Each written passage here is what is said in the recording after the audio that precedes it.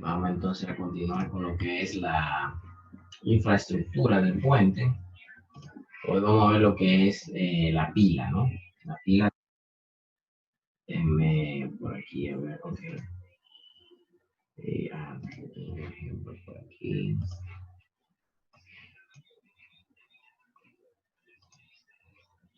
Entonces, ok.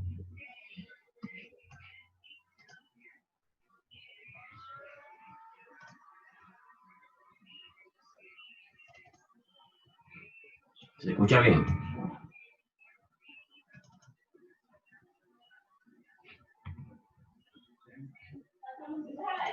¿Se escucha? Sí, profe. Ok. Bien, vamos entonces a comenzar. Ok, entonces tenemos que las pilas, ¿verdad? Forman parte de lo que es la infraestructura del puente. Básicamente componen lo que son los apoyos intermedios del puente, ¿no? Esto es, ¿verdad? Un puente típico carretero, de viga de concreto prefabricada, reforzada, y las pilas, bueno, corresponde a estos elementos que se encuentran en el centro, ¿no? Básicamente, ¿no?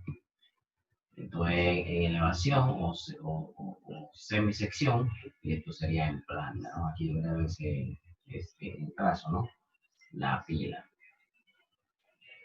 Pues básicamente, como decía, las pilas corresponden a los apoyos intermedios del puente y soportan básicamente las cargas de la superestructura, ¿verdad? Un apoyo intermedio cuando el vano a salvar es muy grande, ¿verdad? Y se requiere entonces colocar apoyo intermedio para las vigas, para reducir el vano y entonces hacer un diseño más óptimo. Como hablamos al principio, ¿verdad? El diseño óptimo sería cuando se equilibra el costo de la infraestructura con el costo de la superestructura, ¿no? Una cosa tiene que ver con la otra. Si uno aumenta de costo, el otro baja. Si uno baja el costo, el otro aumenta, ¿no? Y básicamente está relacionado con el número de apoyo intermedio, porque los estribos son necesarios, ¿no? Siempre, porque voy a tener dos estribos. Y luego entonces el número de pila va a estar definido por el número de vanos que yo considere en la parte intermedia, ¿no? Entonces, se utiliza en puente como más de un vano, como decía, ¿verdad? Si tenemos un solo vano, pues no requerimos pila y entonces solo tendríamos los apoyos extremos o los estribos. Y las principales solicitaciones son las reacciones verticales debido a la superestructura y carga horizontal debido a viento, la corriente de río y acciones sísmicas. Fíjense que como son apoyos intermedios, muchas veces estos se encuentran dentro del río y por lo tanto son sometidos a proyecciones laterales debido a la corriente del río. Aunque las secciones más fuertes de carga lateral corresponden a lo que son las secciones sísmicas, en el caso de los puentes que nosotros estamos tratando, que son puentes de baja altura y de concreto, o sea que tienen mucha masa, y el viento que controla en el caso de puentes que tengan una cierta altura, ¿no? Como por ejemplo el puente de la bicicleta, que es bastante alto y está en una zona abierta al mar, ahí el viento es importante. Podríamos mencionar también el puente sobre el río Chabón, en la carretera del Coral también. Ahí podríamos considerar que el viento es muy importante. Pero en los puentes carreteros, pues básicamente se puede apreciar la carga de viento, porque su acción no es más fuerte que la del sismo, ¿no? Y las pilas pueden ser de diferentes materiales, principalmente se hace de concreto reforzado, pero podría ser de mampostería y o metálica también, ¿no? También se utilizan eh, pilas metálicas muy, muy común en el caso de los puentes ferroviarios, ¿no? Entonces, hay diferentes tipos de pilas. En el caso, por ejemplo, de las pilas de concreto, podría ser aporticada, como está aquí. Esta es una pila aporticada cerrada, o sea que la zapata está unida hasta abajo y tiene un cabezal. O abierto, como este caso, que tiene zapatas individuales en cada una de las columnas que forman parte del pórtico, ¿no? O pueden ser tipo muro, ¿no? Como este, que es una pantalla, o este que tiene una variación aquí con unos pequeños voladizos, o como esta que es una pila masiva, ¿no? Maciza, tiene mucho peso. Esta sería más bien para el tipo de mampostería, ¿no? Aunque también se puede utilizar para el caso del concreto reforzado. Y también en el caso de los puentes porticados se podría utilizar los pilotes como si fueran columnas, ¿no? Y de una vez entonces colocar un cabezal, y entonces tendríamos un pórtico, pero formado por unas columnas que son pilotes, ¿no?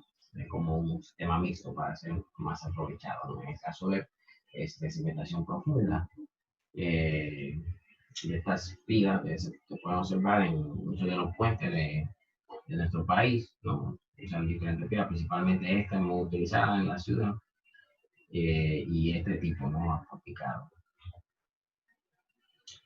En el caso de las pilas metálicas, pues aquí hay algunos tipos, ¿no? Principalmente en el caso de las pilas metálicas, ¿verdad?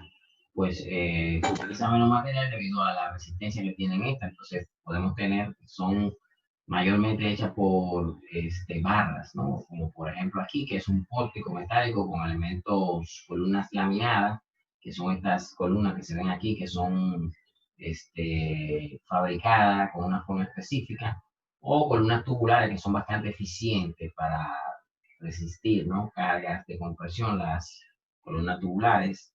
La única complicación es las conexiones, que son un poco difíciles en el caso de las columnas tubulares, ¿no? Pero sí son para el caso de carga de compresión. O si tenemos una cierta altura, se podría pensar entonces en una torre de celosía o una pila tipo armadura, ¿no? Que tenemos elementos en diagonales y elementos horizontales para arrastrar el elemento vertical que está a compresión y tiende a pandearse, ¿no? Entonces ahí es muy importante el ajustamiento lateral para evitar el pandeo. Y en este caso, fíjense cómo la sección está ilustrada en 4 direcciones y es bastante amplia. Eso es para que tenga una inercia fuera del plano muy importante y que no se pandee. Primero, que no se pandee como un conjunto, y segundo, que no se pandee de forma individual, ¿no?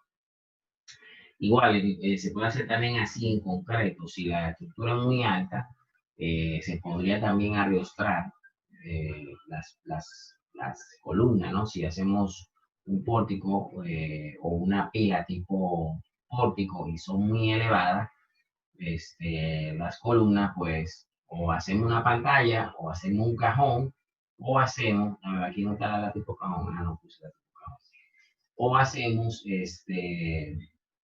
eh, un pórtico pero arriostrado, ¿no? Para evitar el pandeo de la columna en concreto. Aunque en el caso del concreto, por las sesiones que tiene, es muy raro que sean esbeltas las sesiones, pero dependiendo de la esbeltez se puede colocar un arriostramiento intermedio. En el caso del acero, como sabemos que las sesiones tienden a ser angostas, esbeltas, pues sí es necesario un arriostramiento. Bien, vamos entonces a ver lo que son diseño de las pilas de concreto. Bueno, ya vimos que pueden ser de diferentes tipos, metálica, de mampostería o concreto. En el caso de la pila de concreto, estas son las partes fundamentales. Fíjense que las pilas funcionan como si fueran columnas, bueno, columna o muro, se diseñan como columna o como muro. Pero tenemos en la parte superior una viga, que se llama el cabezal, que es donde se apoya la superestructura, ¿no? Entonces, esa viga, fíjense que aquí en este caso tiene un voladizo. Si yo tuviera varias columnas, estaría como un pórtico, ¿verdad? Se encarga de transmitir entonces la carga a los elementos verticales, que es lo que se le llama el fuste, que pueden ser elementos como si fueran columnas, ¿verdad? Con diferentes secciones, ya sea circular, cuadrada o rectangular, o puede ser una pantalla tipo muro, ¿no? Que transmita la carga hacia la zapata, donde se le puede colocar un pequeño pedestal, ¿verdad? Este pedestal puede tener una mayor altura porque se puede colocar en función de la crecida del río, como va más adelante, para tener un diseño aerodinámico, ¿verdad? O así, o hidrodinámico. Y luego tenemos la zapata, ¿verdad? Que puede ser zapata fundación directa cuando se apoya sobre el suelo, o fundación profunda cuando se apoya sobre el pilote. Como las pilas son elementos intermedios, por lo general caen dentro del cauce del río y por tanto es muy raro que se utilice zapata directa. O sea que lo más seguro es que la pila tenga que diseñarse con una cimentación profunda o utilizando pelotes. ¿De acuerdo? Entonces, básicamente esas son las compuertas. Esto sería una elevación frontal y esto es una elevación lateral. Esto es lo que le decía ahorita, como las pilas por lo general caen dentro del cauce del río, o por lo menos, o aunque estén secas durante el cauce normal del río, en una crecida se ven afectadas por la corriente del río. Entonces, por lo general se busca que tenga un diseño hidrodinámico, por lo menos la parte del pedestal, o por lo menos la parte que va a estar sumergida en el agua, ¿no? Entonces, dependiendo de la forma, recuerden que la forma ayuda o no a disipar ese empuje, ¿no? Aquí yo tengo un empuje directo, porque tengo una pantalla cuadrada, ¿no? Aquí hay una reducción, porque es redonda, pero se ponen unos torbellinos después que pasa la sección circular. Y este que está aquí es el que menos distorsión trae al flujo, al régimen del agua, ¿no? Que prácticamente mantiene un flujo laminar, ¿no? Entonces, dependiendo de la forma, como decía, tenemos el coeficiente de arrastre, que está aquí. Fíjense que mayor coeficiente, mayor eficiencia. Esta es la sección más eficiente, esta es menos eficiente. Y la cuadrada es la mucho menos eficiente, ¿no? Porque aquí lo que tenemos es una pantalla. Bien, vamos a ver entonces las cargas del diseño. ¿Cuáles son las cargas que debemos considerar? Pues básicamente hay dos cargas que son las principales, ¿no?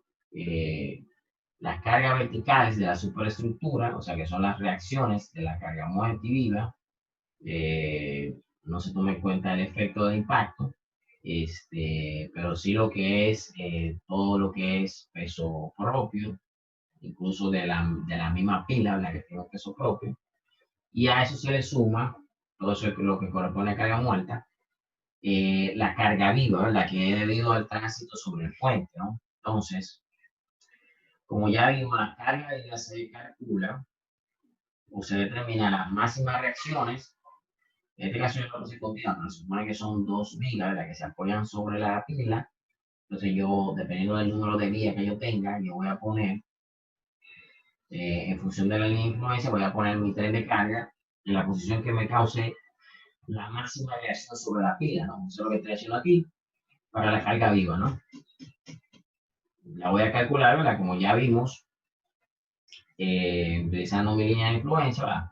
Determino los valores de la ordenada, los valores de los coeficientes de influencia, multiplicado por la carga, me va a dar la reacción, ¿verdad?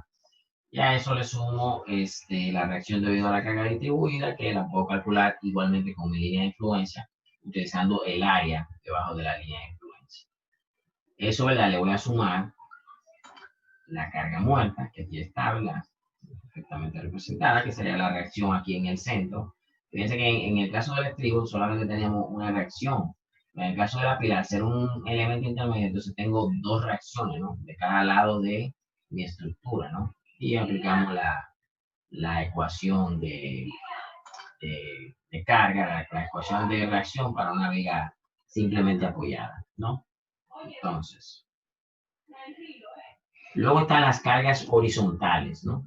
Dentro de las cargas horizontales, entonces, tenemos lo que es el sismo, que es lo que aparece aquí, ¿verdad? O sea, cuando se mueve el suelo, se le pone se inducen desplazamientos, que eso genera ese desplazamiento debido a la inercia, genera unas aceleraciones en mi estructura, dependiendo de la masa que tenga, que nosotros los ingenieros lo tratamos como si fuera en este caso, ¿verdad? Lo podemos considerar como si fuera un péndulo simplemente apoyado, o en el caso de una pila, el análisis se puede simplificar así, aplicando una carga lateral que va a ser básicamente igual a un coeficiente CB por W. Este coeficiente también es básicamente la famosa ecuación que ustedes vieron en física, ¿no? De que, aplicando la segunda ley de Newton, que la fuerza es igual a la masa por la aceleración, ¿no? Como dije, cuando nosotros desplazamos aquí el suelo, cuando viene la aceleración sísmica, que se desplaza el suelo, debido a la inercia se generan unas aceleraciones acá, ¿verdad? Y entonces como esto tiene una masa, esa aceleración multiplicada por la masa me va a generar una fuerza, ¿verdad? Pero fíjense que la masa es igual al peso entre la gravedad, que es lo que tenemos aquí, o sea, el peso es igual a la masa por gravedad. Por lo tanto, en la ecuación de ahí arriba, ¿verdad? Yo puedo poner,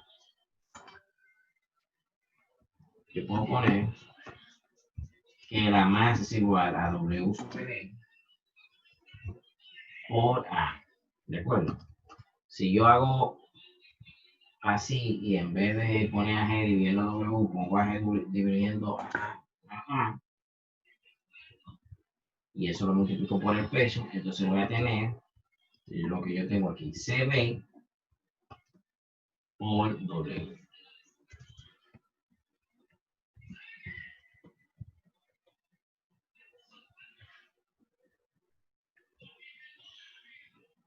Fíjense que estoy definiendo CB como la relación entre el peso, la aceleración del suelo entre la aceleración de la gravedad. Básicamente CB es el coeficiente de constante sísmico, que es la aceleración que se le induce a la estructura normalizada por la gravedad. Entonces, pero eso, en el caso del análisis sísmico, hay ciertas consideraciones eh, para el análisis. O sea, mírenlo aquí, si utilizamos un reglamento, me define el coeficiente de constante basal como un factor U, que es un factor de importancia, está relacionado con la importancia de la estructura, por el coeficiente de aceleración o de pseudoaceleración, que es un coeficiente de aceleración normalizado por la gravedad, y es función del periodo de la estructura, ¿no? En función del periodo de la estructura, yo determino esa aceleración, y eso lo divido entre un factor de reducción de fuerza que está relacionado con la capacidad de disipación de energía de la estructura, ¿no? Eso me permite hacer un diseño más económico considerando daños sobre la estructura. Entonces, el coeficiente SA y de pseudoaceleraciones es un coeficiente de aceleración, ¿verdad? Normalizado por la gravedad, que depende del periodo, que es la máxima respuesta, porque esto yo lo tomo de un espectro, ¿no? O sea, este valor yo lo tomo de un espectro de respuesta, y lo tengo por aquí, ya ver si tengo bueno, el periodo lo calculo en función de las propiedades dinámicas de la estructura, lo que es la masa, ¿verdad? La masa que la definimos como el peso entre la gravedad, y la rigidez, ¿verdad? Que va a depender del tipo estructural, ¿no? En caso de una columna en vuelo, sería la rigidez de un elemento envoladizo, flexión, ¿verdad? 3, 3i sobre L al cubo, ¿no? Y, como decía ahorita, el espectro, que es esto que está acá, pues básicamente lo que me representa son las máximas aceleraciones que tendría un péndulo de un grado de libertad como este, sometido a un determinado acelerograma, ¿verdad? Que tiene un periodo. Entonces, en función del periodo y del amortiguamiento, que no lo menciono acá, yo voy a obtener un espectro, ¿no? Entonces, este espectro por normalmente se hace para un 5%, ¿verdad? Y en función del periodo yo obtengo la máxima respuesta. O sea que esto que está aquí, el espectro, lo que me representa es la máxima respuesta que tiene este péndulo cuando se somete al sismo de diseño. O sea, yo voy a tener un periodo, ¿verdad? Y con ese periodo entonces voy a determinar una aceleración. Por eso está aquí SA en función del T, ¿no? O sea que en función del periodo voy a tener una máxima respuesta. Ya teniendo la máxima respuesta, que es lo que me interesa, multiplico por U, dependiendo de la importancia que tenga el puente, y divido dentro del coeficiente de reducción de fuerza, ¿verdad? Que va a depender del sistema estructural. Este valor que está aquí es muy importante considerar que mientras mayor sea el valor de RD, mayor es el daño que estoy admitiendo en mi estructura, ¿verdad? Mientras menor es el valor de RD, entonces menor es el daño que estoy considerando en mi estructura. Entonces, como decía ahorita, también tenemos el viento como fuerza lateral. En el caso de los puentes carreteros, al ser tan bajitos, pues el viento no es significante, vamos a decir, ¿no? Eh, Prácticamente no se debe considerar. Y o sea, en esos casos lo que controla básicamente es el sismo, ¿no? Pero en el caso de los puentes altos, sí, el viento sí es de considerarse aplicado, el viento se considera como una presión estática aplicada sobre la estructura que está, y entonces la fuerza total la puedo calcular como el área proyectada por la presión, donde la presión la calculo con esta ecuación de acuerdo al reglamento dominicano, ¿sí? Básicamente está relacionada con la ecuación de Bernoulli para fluidos, y tiene una serie de coeficientes que están relacionados con Z, que es un coeficiente que está relacionado con la zona, ¿verdad? No es lo mismo una obra que esté en Santo Domingo a una obra que esté en el interior, por ejemplo, La Vega, ¿no? Santo Domingo tengo mayor incidencia de los huracanes y de los vientos. El coeficiente U, que como ya vimos en la diapositiva anterior, está relacionado con la importancia de la obra igual, ¿verdad? No es lo mismo un puente en una carretera vecinal que un puente en una carretera principal. Claro que es un factor que está relacionado con la altura. Como la presión es función de la velocidad del viento, ¿verdad? Y la velocidad del viento varía con la altura, entonces tenemos un factor K que relaciona eso, ¿no? Y el factor C que está relacionado con la forma, igual que como vimos ahorita con el agua, ¿verdad? Que dependiendo de la forma, el agua tiene una mayor o una menor incidencia. Lo mismo pasa con el viento, porque es un fluido, ¿no? Dependiendo de la forma que tenga la estructura, entonces el viento va a tener una mayor o una menor incidencia, ¿no? ¿De acuerdo? Es también importante considerar la dirección de impacto del viento, porque dependiendo de la dirección también pueden variar los esfuerzos. Pero en general se considera perpendicular a la superficie. Y también dentro de las cargas está la presión del agua, la fuerza de tracción y el frenado dentro de lo que son las cargas laterales, pero que son despreciables comparadas con la magnitud de otras cargas como son el sismo y el viento, ¿de acuerdo? O sea, la presión del agua que debido a la corriente, como las pilas están dentro del caso, pues genera unas presiones laterales, aparte de la del viento, la fuerza de tracción y de frenado, que sí es importante en el caso de los puentes ferroviarios, ¿de acuerdo? Pero las principales cargas pues son las reacciones de la superestructura como cargas verticales, ¿verdad? Y a eso le sumo el peso propio de la pila. Y como cargas horizontales, el sismo, en el caso de puentes pequeños bajitos, y el viento en el caso de puentes con cierta altura. ¿De acuerdo? Bien. Entonces, vamos a continuar. Vamos a ver entonces cuáles son los pasos para el diseño de una pila. La pila, como les dije, es un elemento vertical sometido a flexocompresión, o sea que su diseño es muy parecido al diseño que se sigue para una columna o para un muro. La pila se proyecta bajo las combinaciones más desfavorables de la carga descrita para que cumpla con las siguientes condiciones.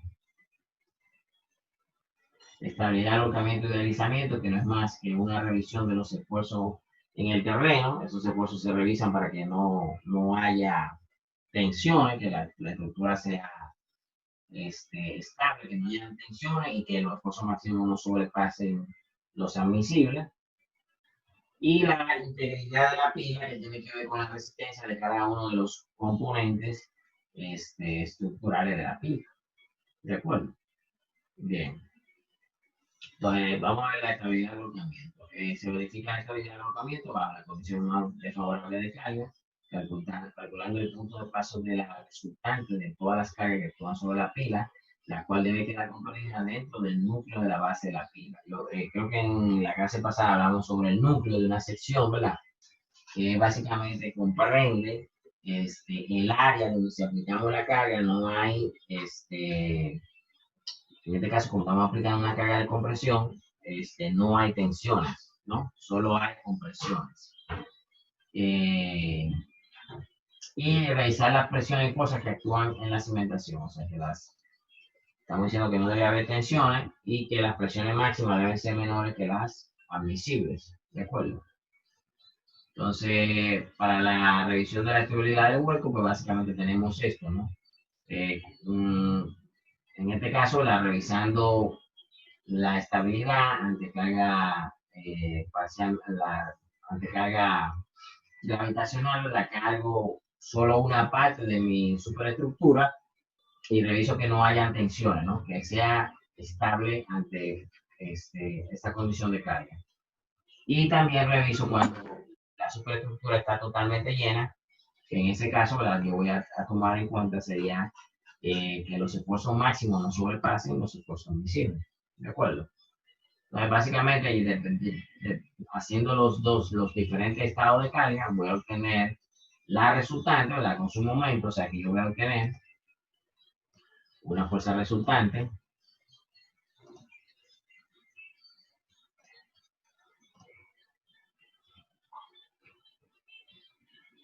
Aquí yo voy a obtener una fuerza resultante con un momento, ¿verdad? Entonces yo básicamente lo que hago es que calculo la excentricidad, que no lo puse aquí, pero la excentricidad, pues entonces básicamente va a ser igual al momento entre la resultante, ¿de acuerdo? O sea, esta va a ser la resultante y esta va a ser el momento. Entonces, buscamos esa excentricidad, ¿verdad? Dividiendo el momento entre la resultante. Y entonces esa excentricidad debe ser menor que B sobre 6 para que haya estabilidad. Eso es considerando las diferentes combinaciones, ¿no? Y los factores de carga para carga gravitacional y para carga lateral. Entonces, si no hay tensiones, quiere decir que entonces la estructura es estable. Alojamiento, entonces hago una revisión de los esfuerzos máximos, con las ecuaciones que ya vimos para el caso de trigo, ¿no?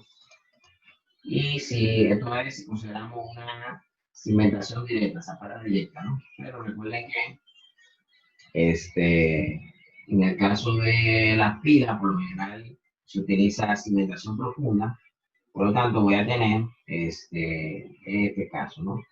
Pero pasa lo mismo, voy a tener la reacción y el momento, y entonces ahí yo calculo el E, que va a ser igual al momento de la resultante, eso me va a dar dónde cae la resultante, y lo que tengo que ver es lo mismo, ¿no? Que la resultante caiga en el tercio medio de la base, ¿no? Considerando que tengo una distribución eh, uniforme de este pilote, que es por lo general el caso. Entonces, en ese caso, lo que tendría que ver es que ningún pilote tenga tensión, que todo sea compresión.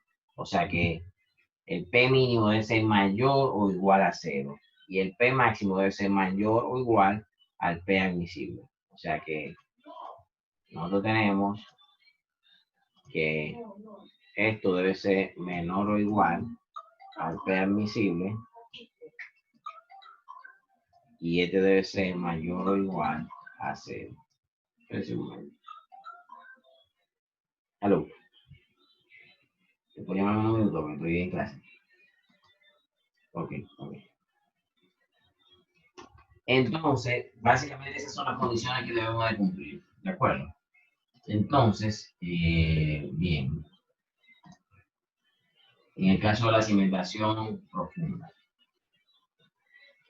Luego, la que utilizamos lo que es la estabilidad, tanto para zapata directa como para zapata para cimentación profunda, pues entonces decíamos que tenemos que hacer una revisión de la resistencia de la estructura, ¿no? Que sería básicamente revisar cada una de las partes para las diferentes combinaciones, donde se debe cumplir que la resistencia debe ser mayor que la demanda, ¿no? O sea, FIR sería la resistencia última factorizada y QU sería entonces la fuerza interna amplificada, ¿no? La combinación de carga. Eso básicamente yo lo voy a obtener realizando un análisis, ¿de acuerdo? Aunque se supone que este sería el primer paso, ¿no? Hacer el modelo de mi pila, introducir las diferentes cargas que vimos anteriormente, obtener entonces las fuerzas. Estas fuerzas serían para la revisión de la cimentación, como ya vimos. Y aquí yo también voy a obtener los diferentes diagramas de fuerza interna, ¿no? Aunque no lo puse acá, pero debería de obtener del análisis mi diagrama de cortante, mi diagrama de momento y mi diagrama de axial, ¿no? Entonces, eso me va a permitir, por ejemplo, en el caso del cabezal, que sería esto, se comporta como una viga a flexión, entonces lo voy a revisar a cortante y a flexión, ¿no? Y en el caso de la columna, que voy a tener carga axial, voy a tener flexión importante, entonces lo reviso como una columna, o sea, voy a revisar que cumpla a cortante y voy a revisar que cumpla a flexo-compresión, haciendo un diagrama de iteración para saber que las diferentes combinaciones de carga caen dentro de el diagrama y entonces que la estructura está ok. Déjenme enseñarles por aquí el diseño de un ejemplo. Yo de todas maneras lo voy a subir.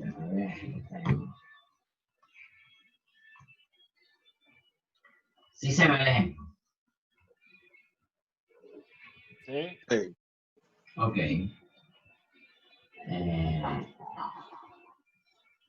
Entonces, más o menos lo que acabamos de explicar está ahí, ¿verdad? Revisión de lo que es la estabilidad de la estructura, aquí está lo que es el análisis, el cálculo de los pilotes, ¿verdad? Y ya después de que uno hace todo eso, entonces procede a hacer el detallado de la pila, ¿no? Fíjense acá, tenemos una elevación para fines constructivos con todas las dimensiones de la pila. Y luego entonces tenemos el armado que lleva la pila. ¿De acuerdo?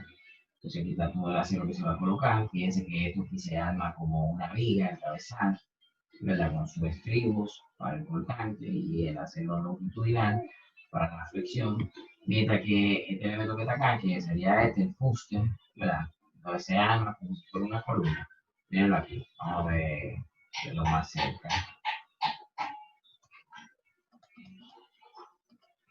Tengo aquí mi zapata, que también la tengo que revisar. Fíjense, este es el fuste que se arma como una columna, ¿verdad? Y este es el cabezal que se arma como una pila, ¿no? Fíjense que tengo el acero principal concentrado en los extremos. Aquí, como es un voladizo, pues básicamente lo que me da es tensión en la parte superior. Tengo un acero aquí intermedio para sostener el estribo. Y aquí fíjense que el acero está uniformemente repartido en toda la sección porque es una columna, ¿de acuerdo? Y aquí tenemos también la zapata que está apoyada sobre el pilote, como ven, ¿verdad? Pero esos pilotes, junto con la fuerza que transmite la estructura a la cimentación, genera entonces unos esfuerzos en la zapata, en el cabezal, que es el que se encarga de transmitir las fuerzas hacia los pilotos. Entonces es bastante rígido. ¿De acuerdo? Bien. No sé si tienen alguna pregunta, chicos.